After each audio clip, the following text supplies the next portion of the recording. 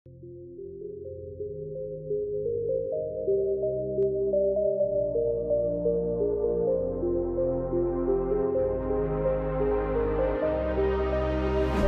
दोस्तों, कैसे हैं आप सब। उम्मीद करता हूँ कि सब ठीक होगा। दोस्तों, आज मैं आपको जिस देश के बारे में जानकारी देने वाला हूँ उस देश के बारे में क्या ही कहना। अगर दुनिया इतनी आगे बढ़ी है तो कहा जाता है कि इसकी नींव इसी देश ने रखे थे। इस देश की सभ्यता के बारे में किसे नहीं पता। एक ऐसा देश जहाँ आज से नहीं बल्कि लाखों साल पहले से ही लोग सुपर एडवांस थे। एक ऐसी कंट्री जहाँ हर साल करोड़ों लोग विजिट करते हैं। अगर आप फुटबॉल के फैन हैं तो आपने मोहम्मद सलाह का नाम तो सुना ही होगा। ये भी उसी देश से आते हैं जहां के बारे में मैं आज आपको बताने वाला हूं। जी हां दोस्तों, बात होगी इजिप्ट देश की, जिसे हम मिस्र के नाम से भी जानते हैं। बस आपसे एक ही रिक्वेस्ट है कि आप इस वीडियो को अंत तक जरूर देखिएगा। सबसे पहले आपको बता दें कि इजिप्ट देश की कुल जनसंख्या है 10 करोड़ के आसपास और ये सबसे ज्यादा जनसंख्या के मामले में दुनिया की 14वीं सबसे बड़ी कंट्री है। वहीं अगर पॉपुलेशन डेंसिटी की बात करें तो यहाँ पर 103 लोग पर स्क्वायर किलोमीटर पे आपको दिख जाते हैं। इजिप्ट देश 9,95,450 स्क्वायर किलोमीटर में फैला हुआ है। देश की कुल आबादी का 43% हिस्सा शहरों में रहता है तो वहीं बाकी 57% हिस्सा गाँव में। इजिप्ट के बॉर्डर की बात करें तो इसके वेस्ट में लिबिया कंट्री है, तो साउथ में सूडान, तो वहीं नॉर्थ ईस्ट में इजराइल है। दरअसल आपको बता दूं कि इस देश का ज्यादातर हिस्सा अफ्रीका कॉन्टिनेंट में है, तो वहीं एक पोर्शन एशिया में भी आता है।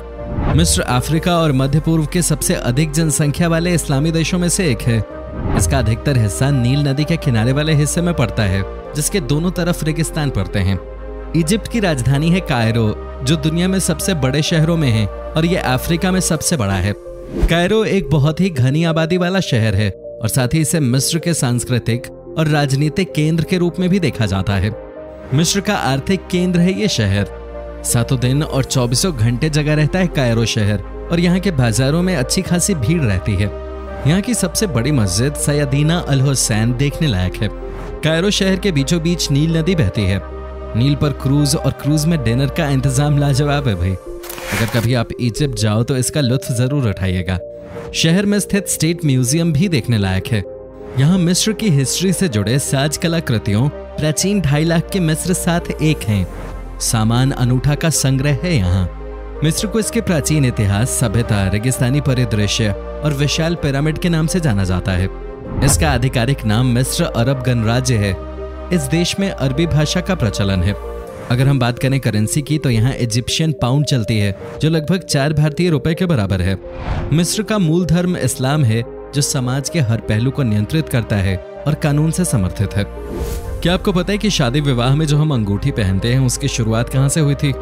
जी हाँ, इसकी शुरुआत भी इजिप्ट यानी कि मिस्र देश से ही हुई थी। कहा जाता है कि यहाँ के लोग एक दूसरे की याद में अपने हाथों में अंगूठी पहनते थे, लेकिन बाद में यही दुनिया का रिवाज बन गया। वाकई में दोस्तों, मिस्र देश ने क्या नहीं दिया है इस मानव सभ्यता को। दोस्तों, आपको बता दूं कि दुनिया को सबसे पहले सेलिंग बोट बनाकर इसी देश ने दिखाया। जी हाँ, आप समझिए कि अगर आज के दिन हमारी आपकी जिंदगी में सेलिंग बोट ना हो तो क्या हालात होते, है कि नहीं। यहाँ के लोग पुराने समय से ही बहुत क्रिएटिव थे। आपको जानकर हैरानी होगी कि दुनिया का सबसे पुराना कपड़ा इसी देश में पाया गया, जो कि 5000 साल पुराना था। उससे पहले इंसान पेड़ के पत्ते बांध कर रहते थे, लेकिन सबसे पहले ड्रेसेस का कॉन्सेप्ट इसी देश में आया था। कमाल की बात है, यहाँ की सभ्यता ने बहुत कुछ सिखाया है इस दुनिया को। एक बात आपने कई लोगों के मुंह से सुन ली होगी कि इजिप्ट देश के पिरामिड वहाँ के गुलाम लोगों ने बनाए। ये बहुत ही कॉमन सी बात है, लेकिन ये बात सरासर गलत है। आपको बता दूं कि पिरामिड को बनाने के लिए किसी भी गुलाम को काम पर नहीं लगाया गया। आपको बता दूं कि ये सब मजदूर थे जो कि कभी समर के मौसम में खेतों में काम किया करते थे और विंटर के महीने में यानी कि नवंबर से अप्रैल तक पिरामिड बनाने का काम करते थे और बदले में इन्हें खाना और रहने की जगह दी जाती थी। तो अब अगर कोई आपके सामने ये बात कहे कि पिरामिडों को बनाने के लिए गुलामों का इस्तेमाल किया गया, तो समझ जाइए कि ये बात 100% झूठ है। दोस्तों, आपको बता दूं कि इजिप्ट में 2 ही सीजन होते हैं, या तो गर्मी जो कि अप्रैल से लेकर अक्टूबर के बीच में पड़ती है, या फिर ठंड जो कि नवंबर से मार्च के बीच में होती है। इसके अलावा यहाँ तीसरा कोई मौसम होता ही नहीं। दोस्तों, हम आज के जमाने में जिस परफ्यूम का इस्तेमाल कर रहे हैं वो भी इजिप्ट देश की ही देन है। जी हाँ, आपको बता दें कि यहाँ के लोगों ने ही कई साल पहले अपने आप को फ्रेश रखने के लिए परफ्यूम का आविष्कार किया। कहते हैं कि पुराने जमाने में कई ऐसे परफ्यूम्स इजिप्ट देश में बनाए गए जिसे एक बार लगाने के बाद आप हमेशा फ्रेश फील करते थे। आपको बता दें कि मिस्र सभ्यता के लोग बालों से बेइंतहा नफरत करते थे। बालों के प्रति उनकी नफरत इस कदर थी जो नफरत दो दुश्मन भी आपस में नहीं करते। उनके मुताबिक शरीर पे बाल होना स्वास्थ्य के लिए हानिकारक होता है, इसलिए वो लोग शरीर से हर तरह के बाल को साफ कर देते थे। मिस्र के लोगों की फोटोज में सिर पे जो बाल नजर आते हैं वो असली नहीं बल्कि विग्स हैं। ये लोग विग को टोपी की तरह पहनते थे, वो भी सिर्फ इसलिए ताकि धूप सीधे उनके सर पे ना पड़े। साथ ही दोस्तों, यहाँ के लोग दांतों को खास तौर पे साफ रखते थे। इन लोगों के लिए दांतों को साफ रखना इतना महत्वपूर्ण था कि वो मम्मियों को भी टूथपिक के साथ दफनाते थे। माना जाता है कि प्राचीन मिस्र के निवासियों ने ही एक तरह से टूथपेस्ट की शुरुआत की थी। इसे बनाने में वो बैल के खुरों का पाउडर, जले हुए अंडे की छाल तथा राख के मिश्रण का प्रयोग करते थे। सोचिए वो लोग कितने एडवांस्ड, कितने क्रिएटिव थे उस जमाने में भी। ये बहुत ही अचंभित करने वाली बात है कि मिस्र में फराओ यानी कि राजाओं के मरने के बाद उनके नौकरों को भी उनके साथ जिंदा दफना दिया जाता था। पहले लोग नौकरों के सिर पर वार करके उसे बेहोश कर देते थे और फिर दफना देते थे। जानते हैं ऐसा क्यों किया जाता था? आपको जानकर हैरानी होगी कि यहाँ के प्राचीन लोगों का मानना था कि मरने के बाद भी नौकर राजा की सेवा करने के लिए साथ रहना चाहिए। हालांकि इस बात को राजा के नौकर गर्व की तरह लेते थे। इजिप्ट देश का रजिस्टन, जिसका नाम है सिनाई पेनिनसुला, ये 2 कॉन्टिनेंट्स अफ्रीका और एशिया में फैला हुआ है। इसका वैसे तो ज्यादातर हिस्सा अफ्रीका में है, लेकिन कुछ हिस्सा एशिया में भी है। वैसे यहाँ 2 रेगिस्तान जो सबसे बड़े हैं, उनमें से एक है द सहारा डेजर्ट, तो दूसरे का नाम है लिबियन डेजर्ट। दोस्तों, ये देश सबसे अलग है।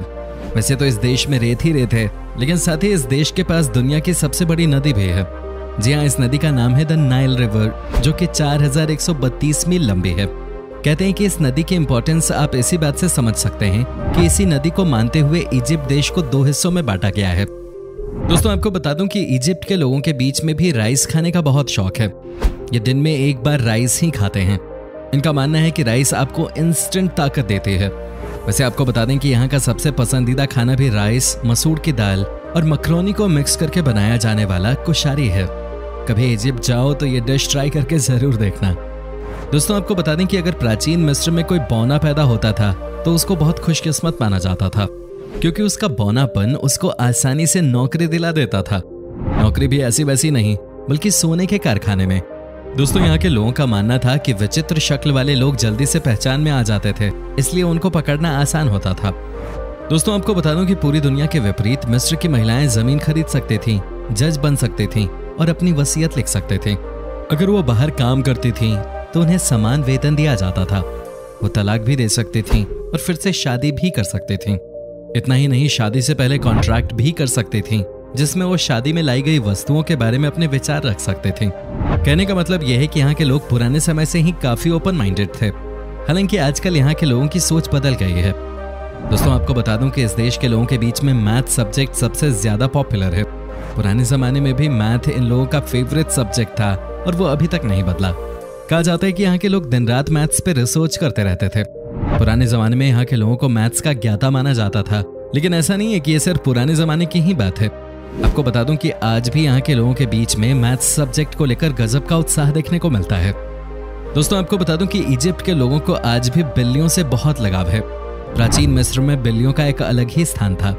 जब भी उनकी पालतू बिल्ली मर जाती थी तो वो अपनी भौहें शेव कर देते थे। वे बिल्लियों की मम्मी बनाते थे और उन्हें चूहों और एक कटोरी दूध के साथ दफनाया जाता था।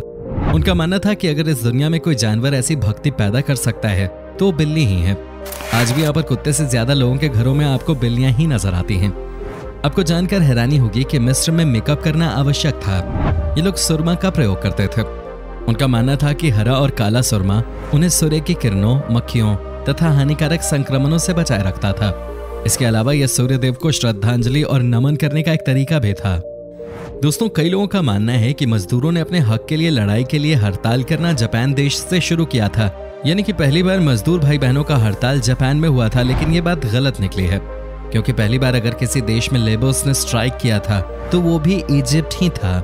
कहा जाता है कि रॉयल नेक्रोपोलिस बिल्डिंग पे काम करने वाले कारीगरों को जब उनके हिस्से का अनाज नहीं मिला तो उन्होंने पास के मंदिर में जाकर शरण ली और काम करने से मना कर दिया, और इस तरह से शुरुआत हुई थी दुनिया के पहले हड़ताल की। दोस्तों, क्या फुटबॉल के फैन हैं? अगर हैं तो बहुत अच्छी बात है, और अगर नहीं भी हैं तो भी आपको ये बात इंस्पायर करेगी।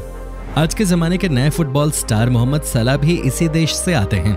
आपको बता दूं कि इस समय उन्हें दुनिया के सबसे बेहतरीन स्ट्राइकर्स में से एक माना जाता है, और सबसे बड़ी बात यह है कि इन्होंने सब कुछ अपनी दिन रात की मेहनत से हासिल किया है।